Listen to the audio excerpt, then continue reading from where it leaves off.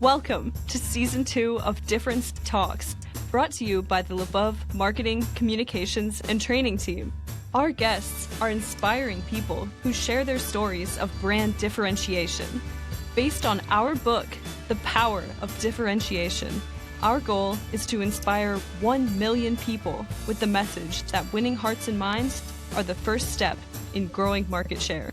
Now, on with the show. Welcome, everybody, to Difference Talks. I'm Barry LeBeau, CEO and founder of LeBeau Marketing Communications.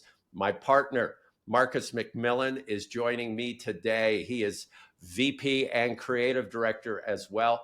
We have Sal Syed, who is the CEO and co-founder of Arccos Golf, which is the most amazing technology that's in the golf world. I know that because I have used that technology now for 3 years. Sal and his team have tracked over 15,000 of my shots. Most of them are errant, but it has really helped me. And we're going to go into depth because this is going to be about technology and AI connected to golf, as well as bringing people outside and enjoying life together. So I'm going to turn it over to you, Sal. Give us a little bit of your background from Pakistan to Yale to today.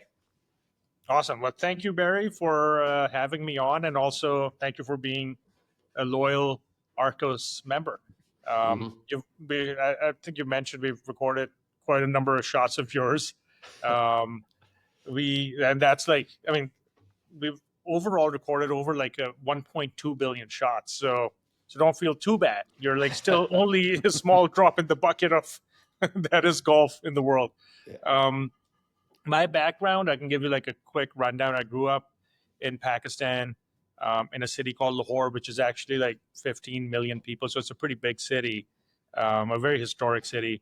And I was introduced to the game of golf by my dad when I was like 12. He would keep trying to get me to play. And I was playing tennis. I was playing a bunch of other sports, and I had no interest in golf. But he got me a set and made me try it one time. And I remember literally that first time, it was that I went straight on the golf course, and I hit like a 5-iron, made that sweet spot contact, which now I've learned, like the golf industry calls it shot euphoria. Just like at that point, I was like hooked.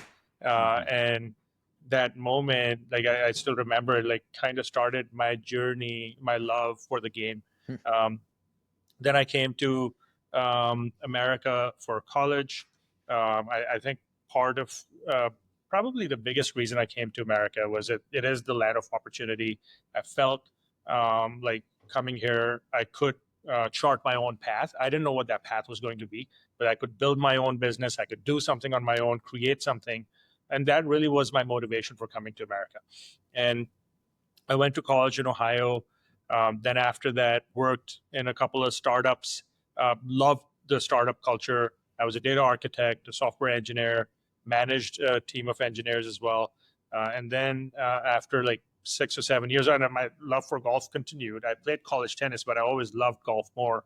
And then I ended up going to business school at Yale. Obviously, it's a great school, but it also has an unbelievable golf course. And that was part of my reason for going there. Now I can say it because I run the golf industry. At that time, it was like kind of weird to say, but it ended up working out. And so I went to business school, and then that's where basically like the idea for Arccos came, and I started it with a couple of the co-founders. And that's kind of maybe in a nutshell, my journey to Arccos. What was the pivot for you from, kind of the data analyzing and kind of the business mindset over into this idea? Did somebody bring this to you? Or like, man, wait, or did you see there was a gap kind of in the space where technology needed to be inserted?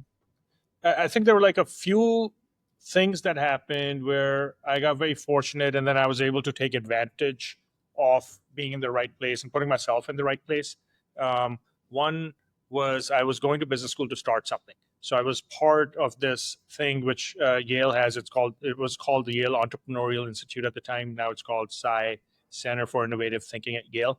And so as part of that community, so I applied we got accepted as the idea was like, okay, golfers aren't tracking their data. And I can talk about how I came up with that, or we came up with that. It was really, I think like the genesis, I give it to this one survey in the National Golf Foundation, which I read, which said 84% of golfers play golf to get better at golf.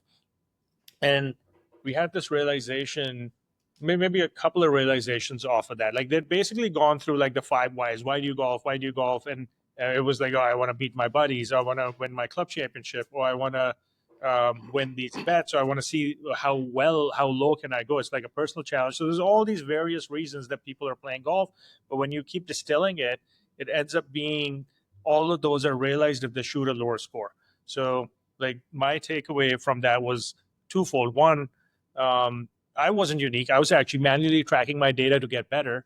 And I realized, okay, there are 84% of the 60 to 70 million golfers that are in the world are actually on the same journey in some way trying to get better. And the second piece was when you look at like, okay, so if getting better at golf is that score, like whether it's a 75 or an 85 or a 95, nobody was deconstructing that score. What's the difference when you shoot a 95 or an 85 or 105?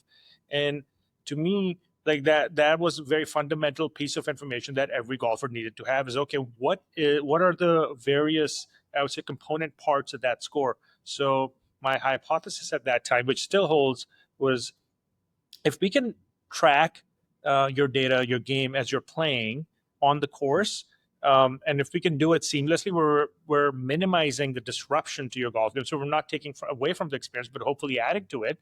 Then we have an opportunity to enlighten through data, through AI, the golfer and the entire golf industry. Because really, like, not only is the golfer on that journey, the entire golf industry, the club manufacturers, everybody's like helping you on that journey. So we could make everybody smarter.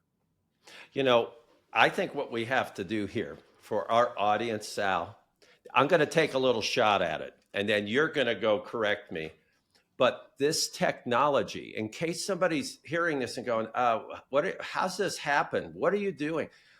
I can share what I think goes on. You put sensors on each of your golf clubs. And these sensors and I want you to correct it, but this is from a layman's point of view. You put sensors on the golf clubs, you link them to an app, okay? So the app then says, okay, this is your 5-iron, this is your 6-iron, this is your putter, your driver.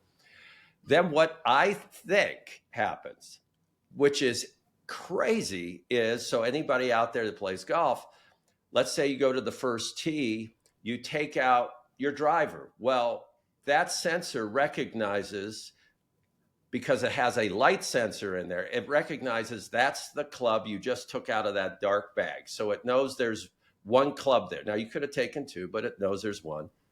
So it knows it's probably the driver. You take a few swings. You may hit the ground, so you're making noise, but it's not the sound of a golf ball being hit. You then hit the golf ball. I believe the sensor picks that up and shoots it up into the sky as in GPS.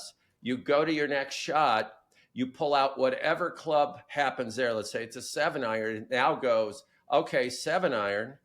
You do the same thing. You hit the ball. It recognizes you just hit the ball up in the cloud. It then says, okay, from that first shot to this one was 250 yards, and so on.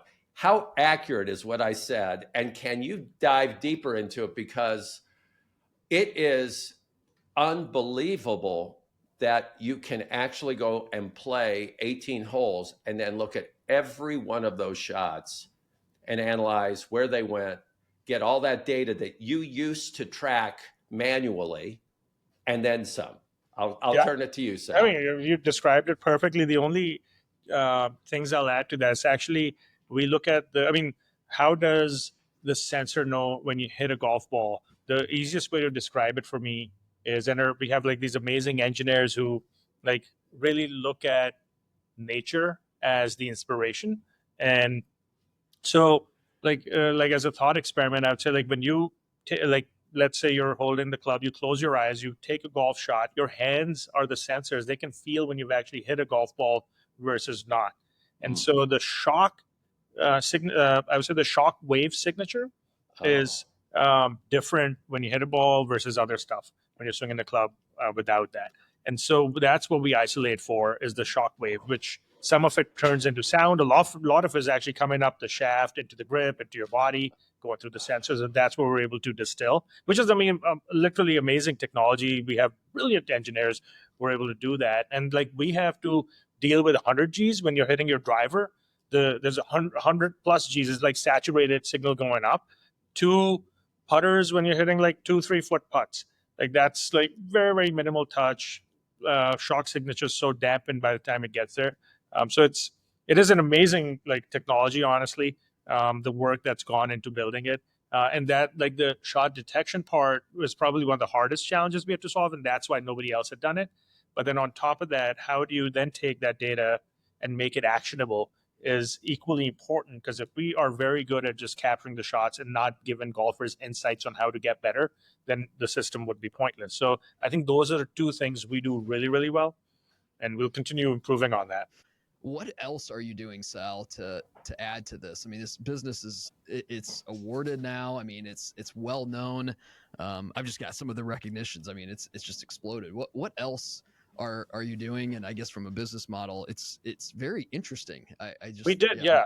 I mean, one of the things I think which was really important for us was go to a subscription model for two reasons. One, I think like it's a more predictable business, but two, it aligns what we want to deliver in the product with what the user wants, because our incentive becomes not to sell you something, it's to retain you.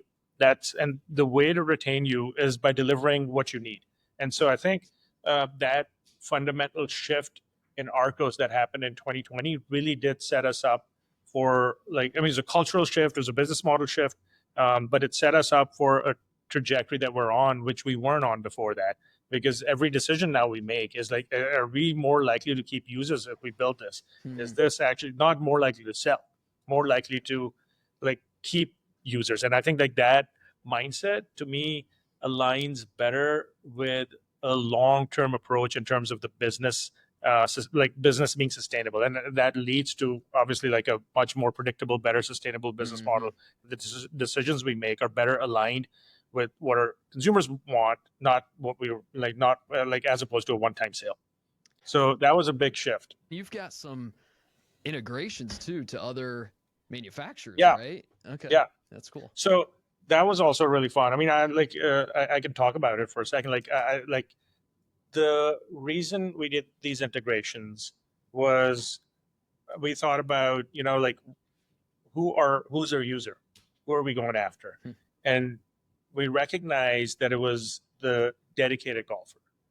These are golfers who, when you survey them, they're 100% likely to return to the game next year. They're committed to the game.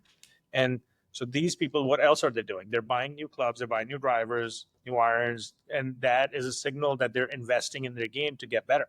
Because once again, like going back to that 84% of golfers, the National Golf Foundation survey that I read 10 plus years ago, like this is the same psychographic. They're making that investment to get better. And we realized, like, okay, those are the people that we also want to target because they will benefit the most from Arccos, and that's a right group of people for Arccos to be utilizing. And so we partnered with, I mean, honestly, like one of Barry and my mutual friend, John K. Solheim, who's Ping's CEO, really, really forward-looking golf industry leader. We partnered with Cobra, now Cobra Puma, which once again, their CEO was incredibly visionary. And since then, we've been able to partner with TaylorMade and Titleist and Cleveland Trixon. And the idea there is when people are buying new clubs, they're able to get a free trial for Arccos. And if they like what they're seeing, they get to become subscribers and hopefully enjoy the benefits of like our average user in their first year improves by 5.2 strokes. And that's like kind of the low hanging fruit. So I think like it also aligns, like the other piece was like, one, we're going after the right psychographic. demographic, all those things. The other piece was we're also both trying to service the same need, which is helping golfers get better. So there was alignment between the OEMs, their partners, and Arccos, that we're coming at it from a different angle. They're coming at it, I would say, from material science and physics, and we're coming at it from brain science. Like, this is the first time in 500 years of golf that we're unlocking your brain power so you can make smarter decisions about what clubs to hit, what decisions to make, like simple decisions like what lessons to take. Do you actually need a new driver or not? Is your driver actually costing you strokes? Is it better to maybe invest in other parts of the game? How do you warm up? So I think I'll stop there, but that's been very synergistic. I love that you talked about psychographics, because it's so often you hear about demographics, how old is the person, how much money do they make, blah, blah, blah. But what you honed in on is the mindset, the psychographic of that person. And that golfer could be 15 years old, could be 90 years old, could be a scratch golfer like you are, could be a double digit like me. It doesn't matter. If their mindset, their psychographic is, hey, I want to get a little better. Hey, I don't want my buddies to laugh at me anymore. I want to do a little better at this. I think I can hit it farther. I think I can do this. I can play this course and break 90, break 80, maybe in your case, break 70. That's all about the psychographic. And what you did that I love, and it differentiated Arccos, is you said, look, to the manufacturers of golf clubs, hey, we're actually right there with you. We're on the same journey, but we're going to take a different path. We're going to do the data. We're going to do some of the mind work. You get the equipment ready. You get all of the physics figured out on those club heads. That's great. But we're going to work with how people think and how they approach their game and analyze what they do or need to do to get better. Exactly right. So when we get back, I'm going to ask you how you are utilizing AI with Arccos, so that not only are we learning numbers, like how far you hit the ball, but you have an AI caddy as a part of your offering that will actually, this is where, again, it's genius. It will actually recommend to Marcus what club he needs to hit at this point. Whereas if I'm in the same fairway at the same spot, it will recommend a different club to me based on how far I hit it.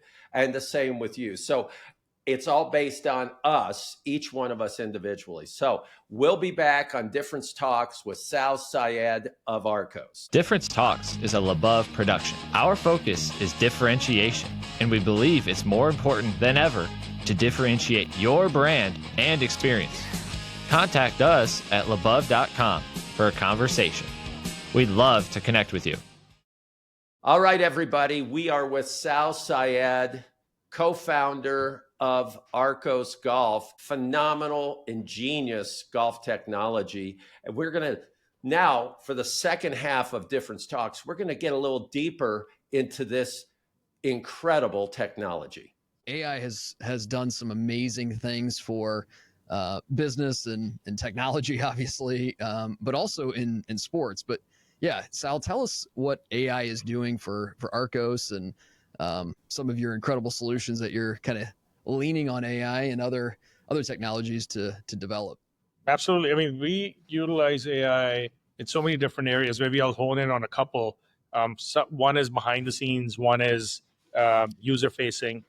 And I'll start with the user facing side, which is our AI Caddy. In fact, we're going to be launching AI Caddy 3.0 in probably like a month or so, which will be a further iteration, like a layering on top.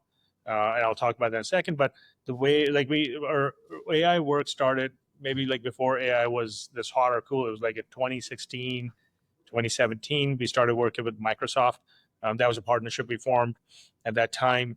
And the reason was we had so much real world data, and like the secret behind AI is you need real world data to actually build the AI models that can learn from that data. And we had and still do have this incredible proprietary data set that we can train and help golfers make smart decisions. So what we've done with AI Caddy is, and I'll talk about the new AI Caddy that's coming out, is it takes all your data, but it also takes all of other people's data to learn from it. And then it's able to give you for every hole, for every course in the world, for any weather condition, which the weather we can import based on when your round is, so we can pull the forecast in.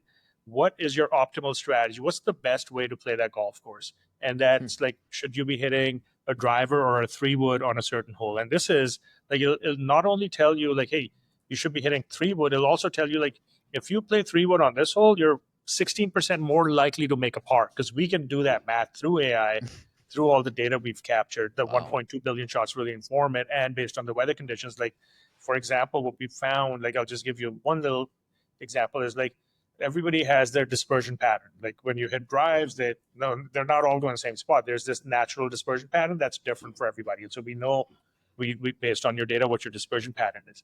We also know, like when you're downwind, what happens to that dispersion pattern. For almost all golfers, it tightens up, but the tightening up might be different. When you're into the wind, it expands out.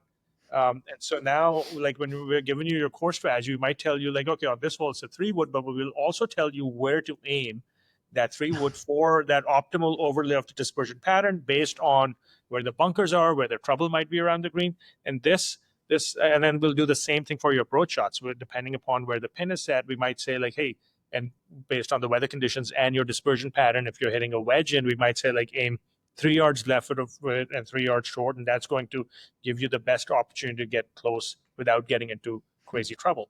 And so optimizing your score. Or if you're hitting a 4-iron, we might say play to the front of the green, and that's your best bet because there's too much trouble around sides of the green. So once again, that's going back to unlocking your mind, helping you make smarter decisions, because that is probably the lowest hanging fruit in terms of how you can get better. And that, like the AI piece around that is, I mean, it's like an incredible, but it's also amazing that we now, companies like Arccos, have access to this incredible technology where we have the servers, we have the algorithms, all this stuff that like the AI innovation that's happened over the past 3 or 4 years is what really enables us to do a lot of this work. So that's the consumer facing piece. I'm trying to understand too, how do you, and maybe this is getting into specifics in detail, but for every course and every drop, every lie, basically, how does the system recognize? Is it GPS? And you don't have to get into that detail, but I guess how would it know? And is it tracking, like you said, weather patterns, but even the direction of air? Like, you're not looking at putting it up. We're tracking whether you have sun in your eyes or not. Oh my god. We're tracking like, is it cloud covered? Did it rain the day before or not? So the ground's going to be softer. Like it's actually, but the beauty is when we have all of that data, we can feed it into our AI algorithm. Those algorithms find the patterns. And that's like, I would say like, that's really the genius of all the AI advancements that have happened over the past few years is, I mean, we have to have an understanding of what features to create and feed into the AI algorithms, but those algorithms then find the patterns, are able to give output that actually, or I mean, a human brain cannot generate in this case. Like there's no way for a human brain to comprehend that much data. I mean, we can't even remember the 80, 90, 100 shots we take in a round. Like data from like golfers who look like you, who play like you. Well, like it's so powerful. And I mean, and by the way, like the beauty of this is applicable. This AI stuff is applicable to a beginner. We have beginners who, I get hundreds of emails every year on like golfers who we've helped with their improvement journey, where you get these heartfelt messages, which are amazing. That's what keeps us coming to work every day. But at the same time, we're also helping the absolute best golfers in the world with their core strategy, including Matt Fitzpatrick, Victor Hovland, who just won this weekend. You'll notice that he hit a 3-wood on his last hole. And I mean, so like the choices are all data driven for all these golfers, and it helps both ends of the spectrum. I noticed that after Victor won the Valspar this weekend, he went on social media and he had some struggles prior. And he said, when you have struggles, all that means is you need more information. And that's just what you're providing him, Sal, right? Yeah, that's what you're providing. It's amazing. Tell us, you have had this journey. One part of what we love to hear about is overcoming any challenge, a major challenge, let's say, as well as rallying your team, because any great accomplishment where you're going to do something historic like you have done is going to have its moments of difficulties. Can you share any moment like that where you rallied your people? Yeah, I can share maybe personal moments of difficulty and then a rallying story. So like I would say like probably the highest variance days for Arccos were the earliest days. And I mentioned like I would say like I kind of brushed over the early part of the story. So when we came up with the idea that like we should track golfers' data, give them insights, I got connected to Callaway's CEO and through the Yale Entrepreneurial Institute network, and he had shared that Callaway is working on this similar technology with sensors. Like, so that made me realize, like my assessment after he's like, we're 6 months from launch. And my assessment at that time was like, okay, if they truly are 6 months from launch, then I was like my thinking's behind time, and got to be at least 5 years ahead of a public company.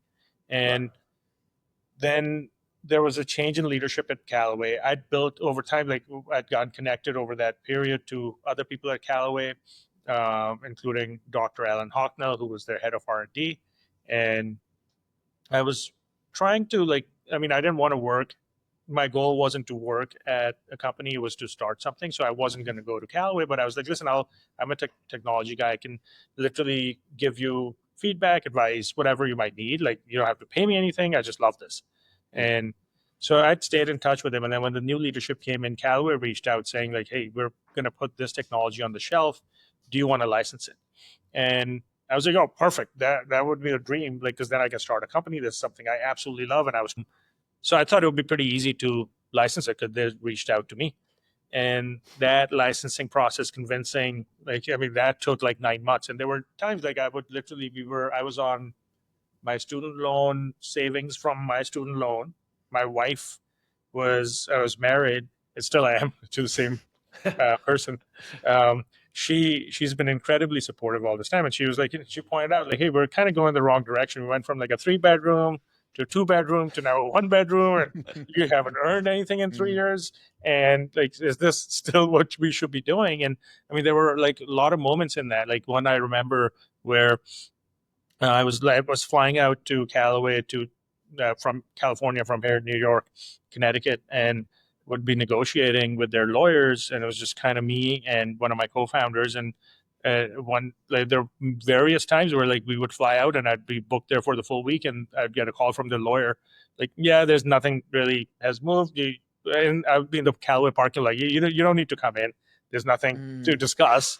And that was like highly, and this is like 6, 7, 8 months into like this process. And so it was like very demotivating in a sense, but it also, I think like I'd gotten like a few good lessons from some of my mentors, including a guy named Jimmy Dunn, who lost like half his workforce in 9/11. And he had said to me, like, listen, when you're doing your own thing, the highs are going to be higher and the lows are going to be lower. And you just have to recognize that. So you can't let the super low moments just get you out of the game. And in fact, like one of the times when Callaway said like, hey, you can't come in, there's nothing to negotiate. Like, we're not going to agree to the terms that your investors want, or like I had investors in parallel lined up. I still went out, played a round of golf with this other friend, like one of my friends' dad in California, and that actually led to the connection with the guy who like genius behind our sensors. And so like had I been like moping and sat down, which I really wanted to go to my hotel room and just kind of go to sleep. Like, what am I going to do now? But instead, I kind of went out and met a new person who introduced me to this person.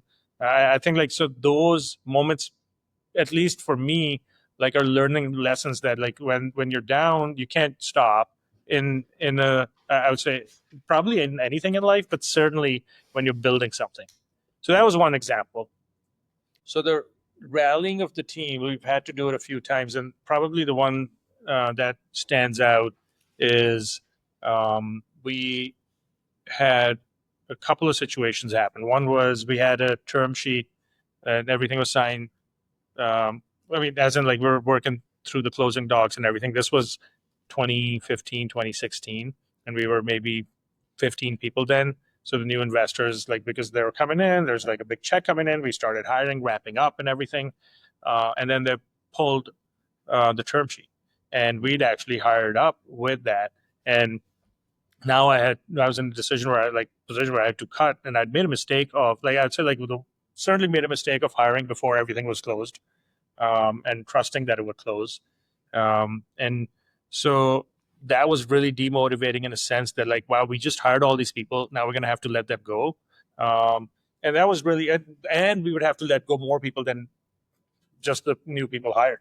And so that was like an inflection point in the sense that our team went from, we'd grown to maybe 30, went back down to 12 at that point. So we had to cut almost 2/3 of the team.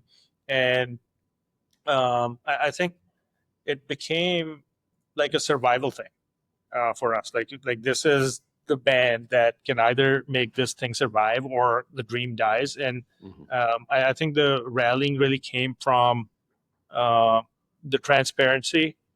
So I would say it was authenticity. I wasn't hiding anything. I was saying what I believe and believing what I say, which is I still believe in this vision, this mission. I believe in the people, believe we can do it, but we're going to have to do it a different way. I think there was logic in I think I was very explicit and transparent in the logic in the decision. So why did we cut certain people, and who did we cut, and what was the cash run rate? Complete transparency around it, so people understood the logic behind it. And I would say there was empathy around with the people that we had to let go. We helped them, so we did the best we could to help them find new jobs. So I asked the team to go out of your way to connect I'm going to do the same, you do the same. This is something we as humans need to take care of these people who now don't have an income. And so I think it was those probably three things that really built a lot of trust among the team, and it really gelled us together, which that core team, I'd say most of the people are still here. So we like to ask what your best day is. And we kind of preface it with, it's typically a day that you're not going home and crashing out and going to sleep like you had just mentioned in your story, but you're actually excited. You're energized, I think, is a really good point. And yeah, you may be tired from the day, but you're going home and going, man, I can't wait to get back to work with the team. What's that day look like for you? What's that best day look like? The funnest are certainly when we're building new things and we have all these ideas. And for example, right now, Caddy 3.0, we bring users in, we interview them, and we get feedback. We put prototypes in front. We watch them play with it. We get feedback. Then we go back. We distill well, sometimes when I'm sleeping, an idea comes in my mind. Okay, that's why that user was doing that, and I'll come talk to the team. So I'd say building new features is certainly the most exciting. Putting it in front of people, getting feedback, iterating, and then putting it out and seeing how people respond to it, and then learning from it and making it better. That's probably the funnest thing. Before I let you go, why did you name the company Arccos? So Arccos is the inverse of the cosine function, and it's a math term. I was actually really good at math in my younger days. I'm a math major. Before that, in Pakistan, I won the award for best mathematician. That was for high school at Cambridge University ran. And so I like that it was a tribute to we actually use this function in our sensors. So I found it exciting. That was a tribute to the engineering that's kind of hidden behind the scenes. And also I honestly liked how it looked laid out. It was a unique name, hadn't been taken. And it started with an A, so we'll always be on top of lists. So those were some of the reasons. Well, we believe that when you have something that's unique, you have to name it. Because you think about it, those of us that have children, we don't have child 1, 2, or 3, we give them names, and there's a reason behind it, and that's another differentiation. So, Sal, you have been absolutely a pleasure. It's fascinating from Pakistan to leading the world in golf technology and doing it with a very human approach, which is very heartwarming. So on behalf of Marcus and myself, I want to thank you. And I really urge all people listening and watching today to consider Arccos Golf. Go and check them out. I completely recommend them. It's a game changer in the game of golf. So until next time, it's Difference Talks. Thank you.